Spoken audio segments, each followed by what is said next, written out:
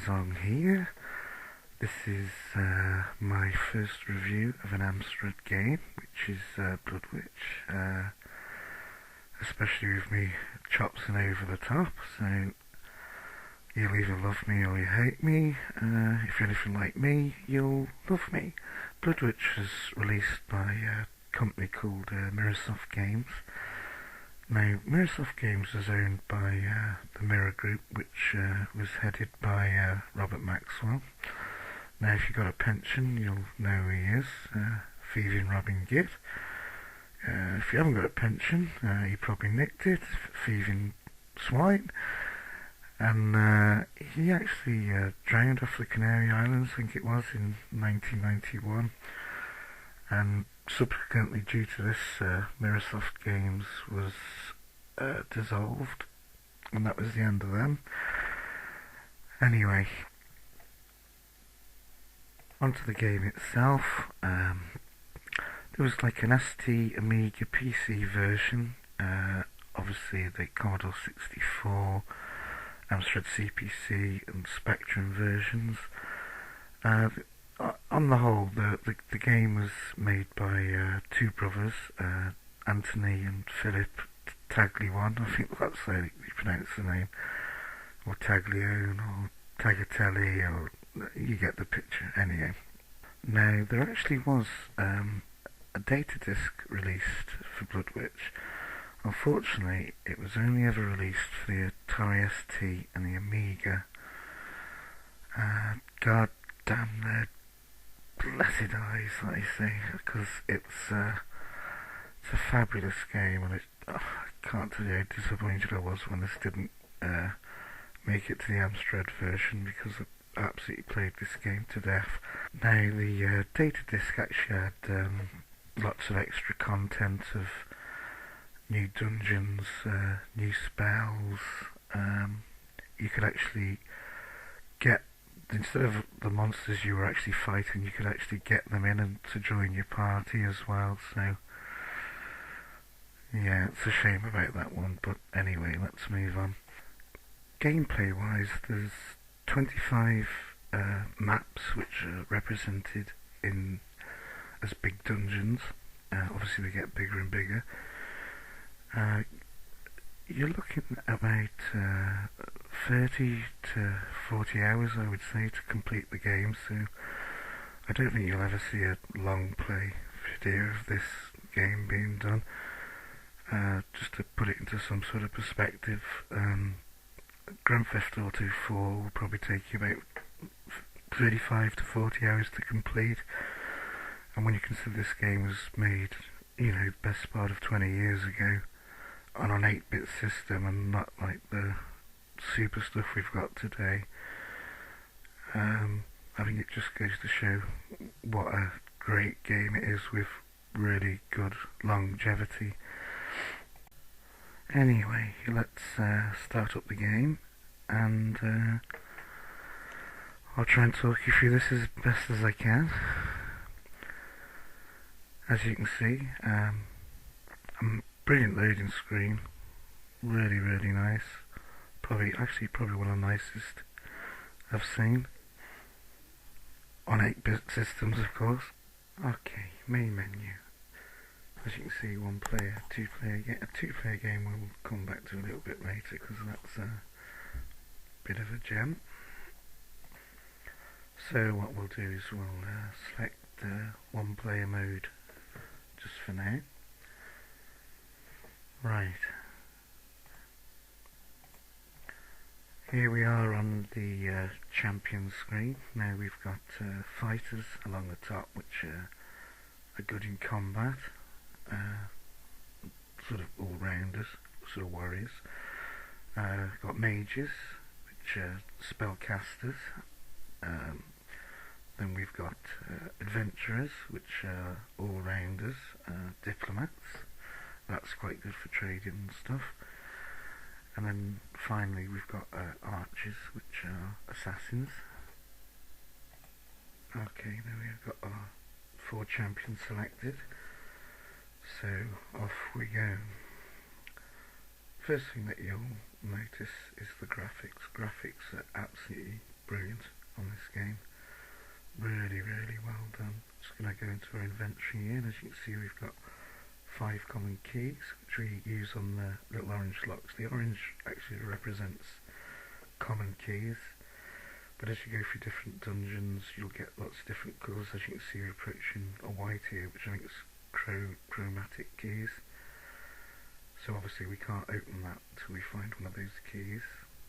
The grey represents quick combat here. Oh, that was quick. And he's dropped some chainmail there.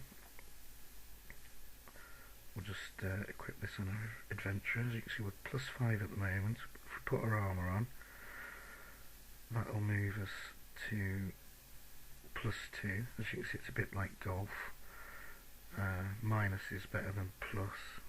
So obviously if you get yourself into the minus, you've got a much better defence.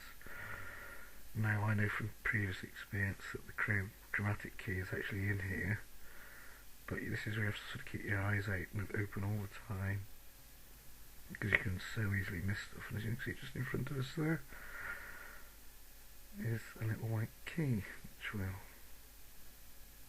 pick up with my chubby fingers, and off we go to the white gate. Open that up.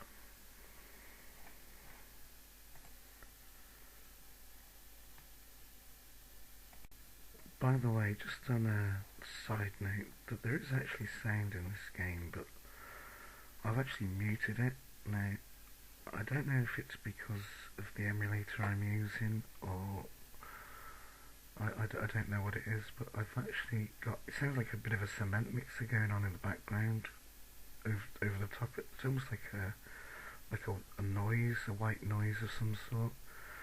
If anyone knows how to get rid of that, I'd be really appreciative, because I'd obviously love to put sound. The sound effects in the game are actually quite minimal. There's no music at all. I think the sound effects just help and just portray a sort of sense of atmosphere, if you like. But off we go again. If I don't get lost, use a common key here.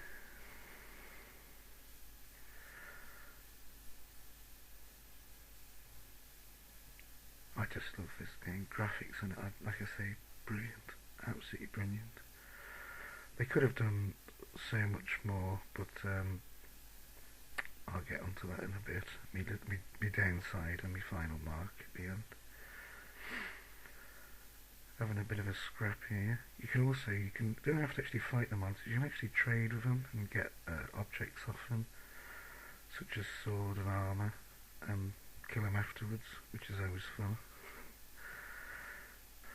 Okay, sort of running out of time here, so I don't actually want to give too many secrets away about the game. I think it's always much more fun if you learn those for yourselves. Just a little thing about the spell book. Obviously that's where all your spells are, your scroll is all your stats and stuff, and you've got your attack and defence, and you can move between different adventures obviously, and they've all got different stats and whatever, but it's best to learn that for yourself. I hate it when someone shows you a game and they give all the secrets away, and it almost takes some of the mystery away from the game. You sort of need to learn that for yourself. So what we'll do now is we're going to reboot, and we're going to put it into 2-player mode, which is well, we'll show you now. So as you can see, we've restarted the game, and we're picking for 2 players now, picking the different characters out. Now, back in the day, me and my mate used to play this to death, and I suppose it's like what you'd call my first multiplayer experience of actually interacting and playing together and working as a team and that sort of stuff. I mean, obviously back in my day you never had stuff like the internet. Well, if you did, you had to be quite rich to have it, but yeah, we selected our champions, and ding ding, off we go. As for the game, I think it's, like I said in the first spot, it's always best to play this for yourself, but playing this in two-player mode, without a shadow of a doubt, is much better than the single player, because, as I say, you can work as a team, have a laugh and have a joke, and so I'm going to come down to the downside of the game. Sound-wise, it's no music, which is quite poor. The effects, like I say, are minimal. They're not particularly good. The ending to the game, this is a real downside. It's probably the worst ending to a game I've ever seen. There's no sort of end screen as such. I won't actually say what it is. If you actually play through it, you'll see yourself, but it's absolutely crap. They could have done so much more. They had the basis of a brilliant game where they could have put little cutscenes in here, there and everywhere, and instead of it just being a brilliant game, it could have been almost legendary, if you want to put it that way. I mean, this could almost have been like an Eye of the Beholder for the Amstrad. Been very easy for them to do cutscenes, very easy to do nice ending. I mean, I don't know how much memory's actually been used up in the game, but I'm sure they could have even stuck some music on. It's just I don't know if it's time restrictions or laziness. But anyway, just to sum up, fantasy role-playing game, great graphics, sound not so good, fantastic fun, especially if you've got two players, and I'll award my final marks at the end. Okay, so the final mark. Graphics, I'm going to give this 9 out of 10. Really good. Sound wasn't good, so that's going to be a 3 out of 10. Gameplay, that's 10 out of 10 for me. Long-term appeal, that's probably another 9 out of 10. And overall, I'd say that this game's a 9 out of 10. I really recommend you play it. Like I said, lots of stuff I've not told you about, because I always think it's best for gamers to find that sort of stuff out for themselves. Hope you've enjoyed watching this video. It's my first Amstrad review, probably my last. Very nerve-wracking. Absolute kudos to anybody who does these videos, because so much time and effort goes into them, and a lot of thought as well. But we'll see if Tazzy does another one in the future. But thanks for watching, and see you again. Bye bye.